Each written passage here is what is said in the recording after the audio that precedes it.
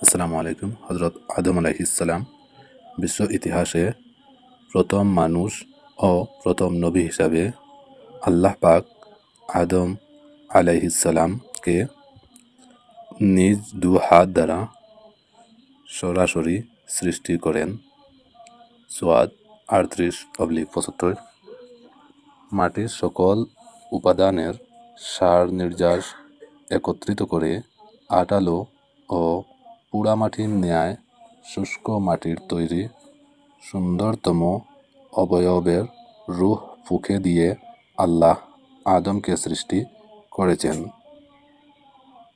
মুমিনুন 23/12, সাফাত 37/11। অতঃপর আদমের পাঁজর থেকে তার স্ত্রী হাওয়াকে সৃষ্টি করেন, আর এ কারণেই স্ত্রী জাতি স্বাভাবিকগতভাবেই পুরুষ জাতির অনুগামী ও পরস্পরের প্রতি আকৃষ্ট। অতঃপর স্বামী স্ত্রীর মাধ্যমে যুগ যুগ ধরে একই নিয়মে মানব বংশ বৃদ্ধির ধারা অব্যাহত রয়েছে। কুরআন এর বর্ণনা অনুযায়ী প্রথম দিন থেকেই মানুষ পূর্ণ চেতনা ও জ্ঞান সম্পন্ন সভ্য মানুষ হিসাবেই যাত্রারম্ভ করেছে এবং আজও সেভাবেই তা অব্যাহত রয়েছে। অতএব গুহামানব, বন্যমানব, আদিম মানব ইত্যাদি বলে অসভ্য যুগ থেকে সভ্য যুগে মানুষের উত্তরণ ঘটেছে বলে কিছু কিছু ঐতিহাসিক যেসব কথা শুনিয়ে থাকেন তা অলীক কল্পনা ব্যতীত কিছুই নয়। সূচনা থেকে এ যাবৎ এই দীর্ঘ পথ পরিক্রমায় মানুষ কখনোই মানুষ ব্যতীত অন্য কিছু ছিল না।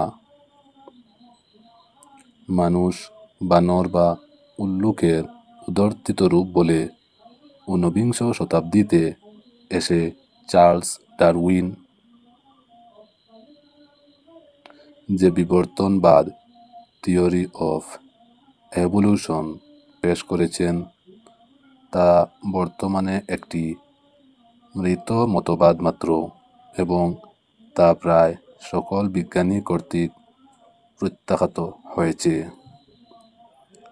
প্রথম মানুষ আদি পিতা আদম আলাইহিসসালামকে আল্লাহ সর্ববিষয়ের জ্ঞান ও যোগ্যতা দান করেন এবং বিশ্বে আল্লাহর খেলাফত পরিচালনার মর্যাদায় অভিষিক্ত করেন।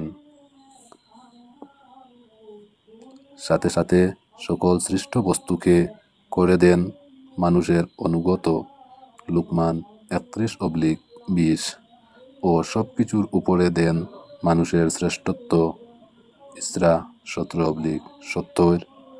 আর সে কারণেই জিন ফেরেশতা সবাইকে মানুষের মর্যাদার প্রতি সম্মান প্রদর্শনের জন্য আদমকে সিজদা করার আদেশ দেন। সবাই সে নির্দেশ মেনে নিয়েছিল, কিন্তু ইবলিস অহংকার বশে সে নির্দেশ অমান্য করায় চিরকালের মতো অভিশপ্ত হয়ে যায়।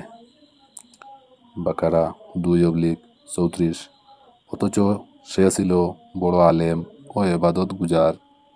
সে কারণে জিন জাতির হওয়া সত্ত্বেও সে ফেরেশতাদের সঙ্গে বসবাস করার অনুমতি পেয়েছিল ও তাদের নেতা হয়েছিল। কিন্তু আদমের উচ্চ মর্যাদা দেখে সে ঈর্ষাকাতর হয়ে পড়ে। ফলে অহংকার বশে আদমকে সিজদা না করায় এবং আল্লাহর ভীতি না থাকায় সে আল্লাহর গজবে পতিত হয়। এজন্য জনৈক আরবি কবি বলেন, যদি তাকওয়াবিহীন ইলমের কোনো মর্যাদা থাকত তবে ইবলিস আল্লাহর সৃষ্টিকুলের সেরা বলে গণ্য হতো। ধন্যবাদ। আসসালামু আলাইকুম।